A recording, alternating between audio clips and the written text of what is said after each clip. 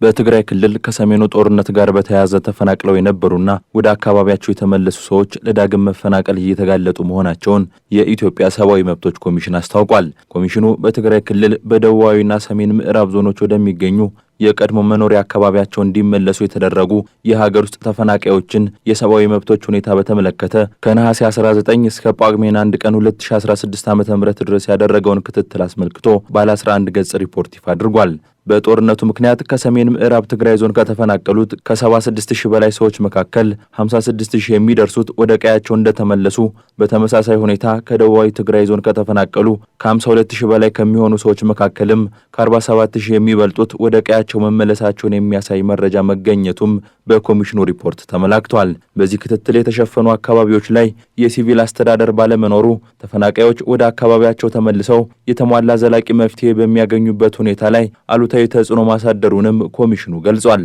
የመከላከያ ሰራዊትና የፌዴራል ፖሊስ አባላት የእነዚህን አካባቢዎች ሰላምና ጸጥታ እያስጠበቁ የሚገኙ ቢሆንም ወደ እነዚህ አካባቢዎች እንዲመለሱ የተደረጉ ተፈናቃዮች የደህንነት ስጋት ያለባቸው መሆኑን ለኢሰመኮ አስረድተዋል።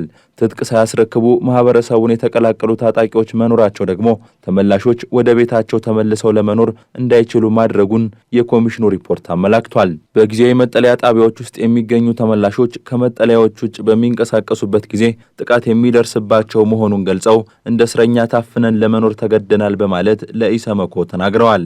ከመፈናቀላቸው በፊት በተለያዩ የመንግስት ተቋማት ይሰሩ የነበሩ ተመላሾች አብዛኞቹ ወደ ስራቸው አልተመለሱም ያለው ኮሚሽኑ የመንግስት ሰራተኞችም ሆኑ በንግድና እርሻ ስራ የተዳደሩ የነበሩ ተመላሾች በሌሎች ስራዎች ተሰማርተው ኑሯቸውን ለመምራት ቢፈልጉም በጸጥታ ችግር ምክንያት ተንቀሳቅሶ ለመስራት አለመቻላቸውን እንደተረዳ ገልጿል። ክትትሉ እስከተከናወነበት ጊዜ ድረስም ምግብና ሌሎች መሰረታዊ አቅርቦቶችን ያላገኙ ተመላሾች መኖራቸውን ማረጋገጡን የገለጸው ኢሰመኮ ለከፋ ችግር በተለይም ለረሃብ የተጋለጡ ተመላሾች መኖራቸውን በጊዜያዊ ማቆያዎች ባደረኩት ምልከታ ለማረጋገጥ ችያለሁ ብሏል።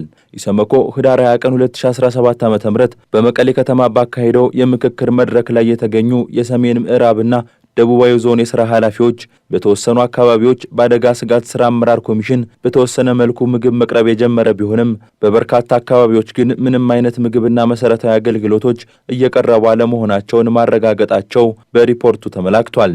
በዚህም ተመላሾች ለዳግም መፈናቀልና ለተለያዩ ችግሮች መዳረጋቸውን የሥራ ኃላፊዎቹ ጠቁመዋል።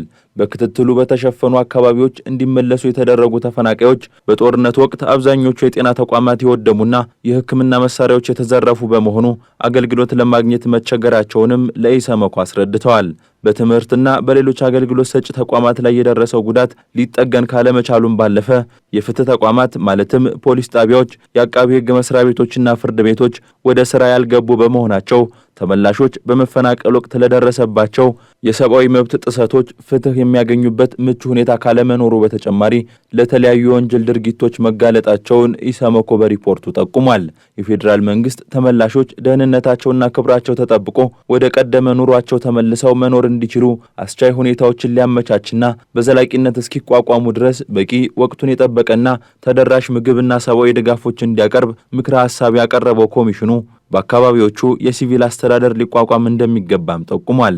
የትግራይ ክልል ጊዜያዊ አስተዳደር የፕሬዝዳንትነት ኃላፊነትን ከአቶ ጌታቸው ረዳ የተረከቡት ሌተናል ጀነራል ታደሰ ወረደ ፊርማቸውን ባኖሩበት የተልዕኮ አፈጻጸም የቃል ኪዳን ሰነድ ላይ የተፈናቀሉ ዜጎችን ወደ ቀያቸው የመመለስ ሂደት በቀዳሚነት የተቀመጠ ሲሆን በጅምር ላይ ያለውን የተመላሾች ጉዳይ ማጠናቀቅ የሚል ነጥብም ተካቶበታል።